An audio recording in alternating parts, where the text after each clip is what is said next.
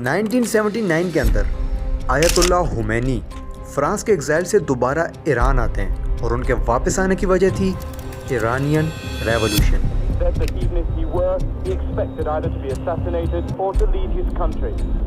But at 10 minutes to 10, Khomeini was being helped down the steps of his chartered Air France jet to set foot on Iranian ground for the first time in 15 years.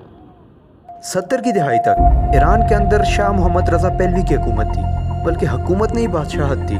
इसकी हुकूमत authoritarian हुकूमत थी और opposition को हमेशा दबा कर रखा जाता था। यानी तुम रियासत में रह तो सकते हो, लेकिन शाह के खिलाफ बोलने का हक तुम्हें हासिल नहीं है। और इसको कंट्रोल करने के लिए उसने बनाई हुई थी सीक्रेट पुलिस, जो कि तनकीद करने वालों को अरेस्ट करती थी। अब ईरान के लोग रज़ा को नापसंद तो करते थे, लेकिन उसकी वजह सिर्फ उसका अथॉरिटेरियन एटीट्यूड नहीं, बल्कि एक्सटर्नल इंटरवेंशन भी थी। 1951 में मोहम्मद मुसद्दिक को ईरानियन पार्लियामेंट ईरान का प्राइम मिनिस्टर इलेक्ट करती है। अब मुसद्दिक का प्राइम मिनिस्टर बनना शाह की रजीम को थ्रेट था। दूसरी जानिब मुसद्दिक एक ऐसा कदम उठाते हैं जिसने वेस्टर्न वर्ल्ड को खौफजदा कर दिया, और वो था ईरानियन आयल को नेशनलाइज करना। रज़ा शाह की हुकूमत में ईरान के आयल को ब्रिटिश कंपनीज डोमिनेट करती थी। ईरान का आयल नेशनलाइज हो जाना यानी कि इंटरनेशनल कंपनी से आयल का छिन जाना, जो कि काबिल कबूल नहीं था। अब यहाँ ब्रिटिश और यूएस शुरू करते हैं operation एजिक्स। After his election, the CIA began to plan his overthrow, teaming up with Britain's MI6. जिसका मकसद था शाह की हुकूमत को मजबूत करना और मुसद्दिक को इक़्तिदार से हटाना, और 1953 में ऐसा ही होता है।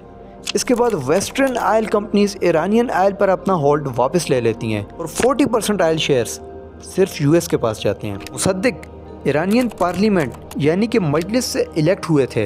मुसद्दिक अपने इक़दामात की वजह से मकबूलियत हासिल करने लगे थे, और बहरूनी ताकतों को हटा देना लोगों के अंदर एक इनकलाब की लहर ले आया।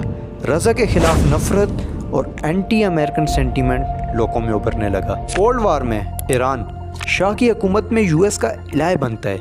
यूएस की तरफ से शाह को सियासी, मुआशी और फौजी सपोर्ट मिलती है, और वक्त की गर्दिश के साथ लोगों के दिमाग में एक बात बैठना शुरू हो जाती है, और वो है शाह इज़ वेस्टर्न पपेट। और इसके साथ ईरान में बर्पा होता है ईरानियन रेवोल्यूशन।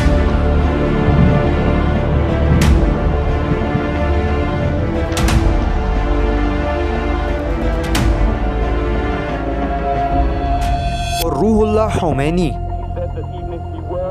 जो कि उस वक्त शाह के सबसे बड़े मुंतकिद थे, वो बनते हैं ईरान के सुप्रीम लीडर। इसके बाद ईरान से मोनार्की ख़त्म होती है और मजहबी सियासी निज़ाम के साथ ईरान को इस्लामिक रिपब्लिक बना दिया जाता है। शिया इस्लामिक लॉ पर एक नया कॉन्स्टिट्यूशन बनाया जाता है। ये सब तो ठीक था, लेकिन वेस्ट को झटका तब लगता है जब ईरान के आयल को नेशनलाइज कर दिया जाता है और वेस्टर्न कंपनीज को बाहर निकाल दिया जाता है, और इसके बाद ईरानियन आयल वेस्ट के हाथों से निकल जाता है, और इस तरह ईरान में एक नई कहानी शुरू होती है।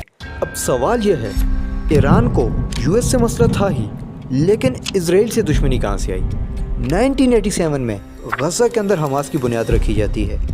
90s के अंदर ईरान हमास को फंडिंग करना स्टार्ट कर देता है। ईरान की जंग इजराइल से आइडियोलॉजिकल जंग थी, जहां हमास को वो अपने इलाके के तौर पे यूज़ करते हैं। 1992 में ईरान हमास को तेहरान के अंदर ऑफिस खोलने की इजाज़त दे देता है। अब इस तरह ईरान इजराइल के लिए ख़तरा बनता जा रहा था। 2006 में हमास पैलेस्टीनियन लेजिस्लेटिव इलेक्शन जीत जाता है, और 2007 में गजा स्ट्रिप में फुल कंट्रोल जमा लेता है, और इसी दौरान ईरान इस्माइल हनिया को $250 मिलियन देता है। और दूसरी जानब ईरान के ताल्लुकात यूएस से भी बिगड़ते जा रहे थे। 1980 में जब सद्दाम हुसैन ईरान के अंदर हमला करते तो इनकलाबियों को दबाने के लिए यूएस सद्दाम हुसैन का साथ देते हैं, जिससे अमेरिका ईरान कशीदगी मजीद बढ़ती है। 1983 के अंदर यूएस ईरान को यूएस मिलिट्री के 241 बंदे लेबनान के अंदर कत्ल करने का जिम्मेदार ठहराता है।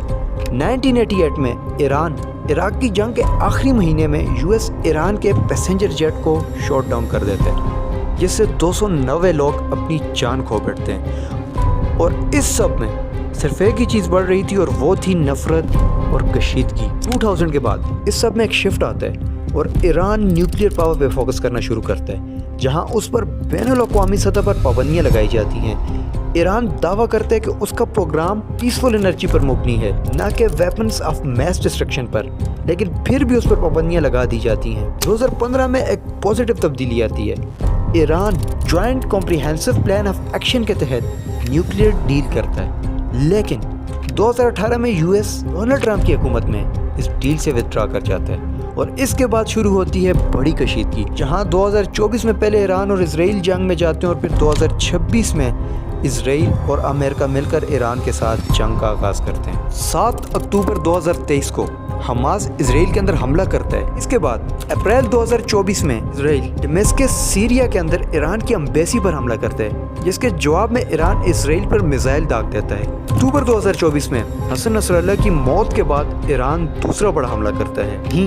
ईरान हम पर हमला न करते, ये कहकर 13 जून 2025 को इजराइल ईरान पर दोबारा हमला कर देता है। इस हमले का मेन गोल था ईरान के न्यूक्लियर प्रोग्राम को न्यूट्रलाइज करना और इसके लिए 14 जून को यूएस इस वार में एंट्री करता है, जहां यूएस के B-2 बॉम्बर इस्तेमाल किए जाते हैं ईरान को अटैक करने के लिए। आखिरकार 24 जून 2025 को सीज फायर हो जाती है, लेकिन यहाँ बात ख़त्म नहीं होती और जब ईरान अपनी न्यूक्लियर डील दोबारा करने के करीब था, वहीं 28 फरवरी 2026 को इजराइल और अमेरिका ईरान पर एक बड़ा हमला कर देते हैं और जिसमें ईरान के सुप्रीम लीडर आयतुल्लाह खमेनी शहीद कर दिए जाते हैं और खित्ते में एक नई और बड़ी जंग शुरू होती है और कोई अंदाज़ा नहीं कि अब ये जंग कहाँ तक